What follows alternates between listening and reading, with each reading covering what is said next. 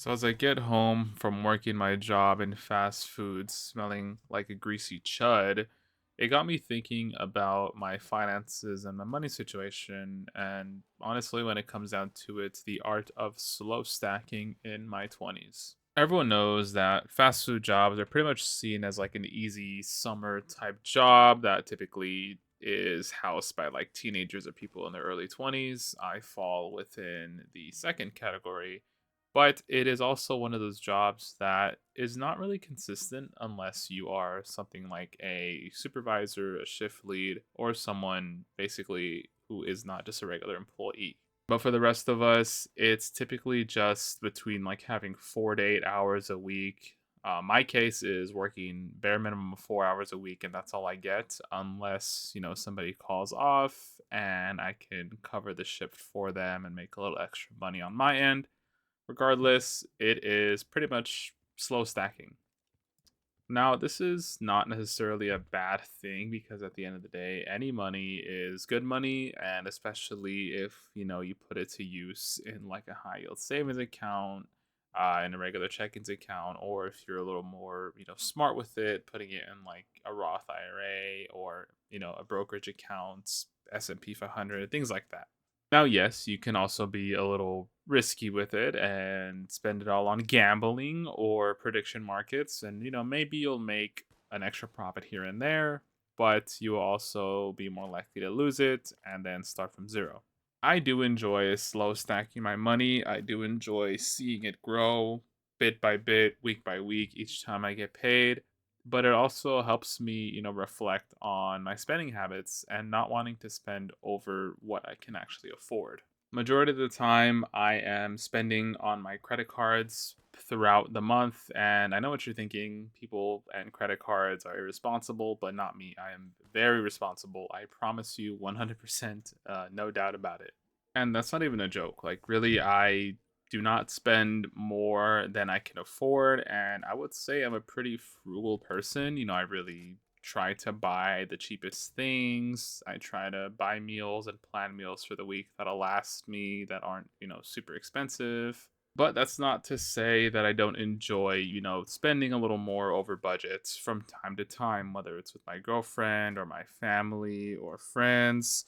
It's just one of those things where, I kind of see pros and cons and I figure out, okay, is this something like an experience that is worth it?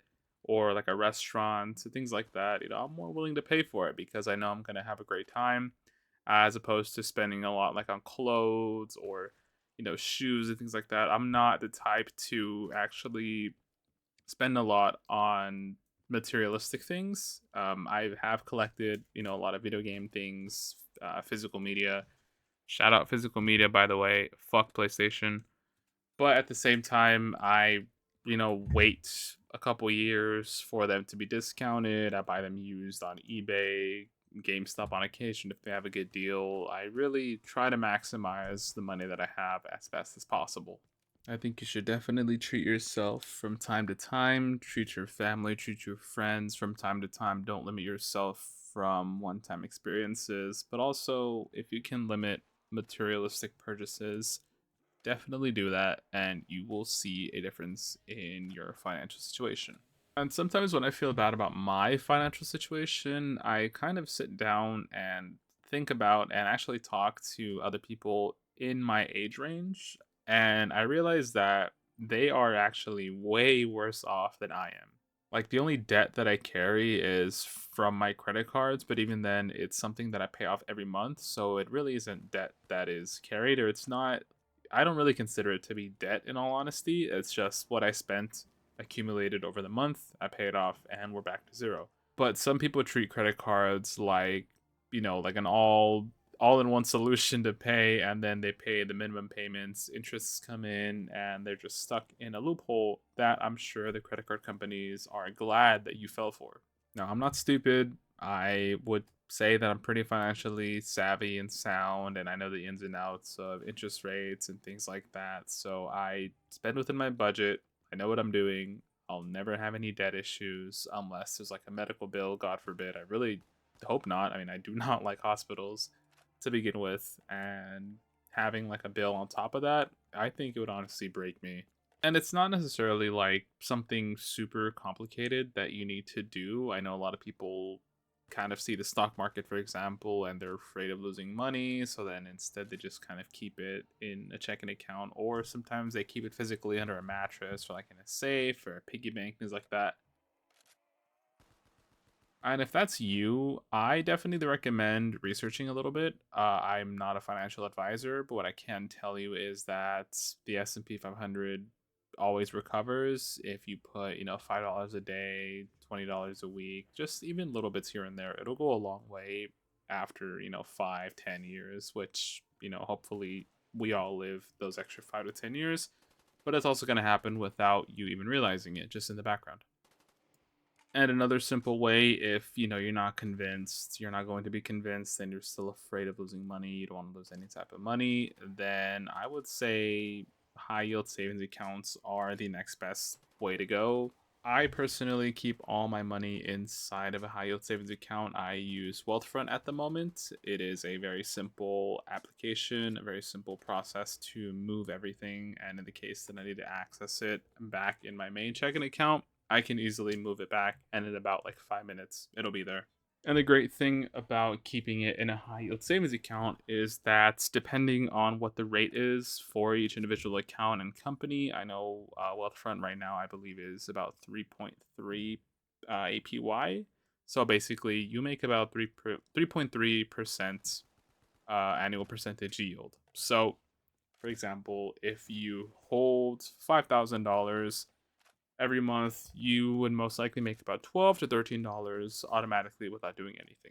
And the more you add, the more it builds, the more it grows, and then it compounds until you can potentially have a sustaining fund. I think the best combo is having all your money in a high yield savings account, and then from there moving it into a little bit more of risky. I wouldn't even call it risky, but more bold movements like into a Roth IRA, into a brokerage account, track the S&P 500, track QQQM. Any ETFs and tickers would definitely be the easiest, simplest way to go about it. I'll definitely make a video about this in the future, just diving into like an easy crash course of how to navigate, investing, and really to not make it scary. It's not a scary thing once you figure it out. I think it's something that everybody should do, everybody should be a part of, and don't let a financial freedom escape you. I know this kind of turned more into like a financial guru type discussion, but really all of this kind of stems back to what I mentioned of slow stacking money in like these types of fast food jobs. These little amounts of money can, build you up slowly, piece by piece, it'll add up. And then, if you're a lot younger, you can save up to buy a car. You can, maybe if you're a little older, save up a little extra jobs, a little extra money here to save up for a down payment here and there. Or, for concerts and experiences and traveling, plane tickets, hotels, things like that.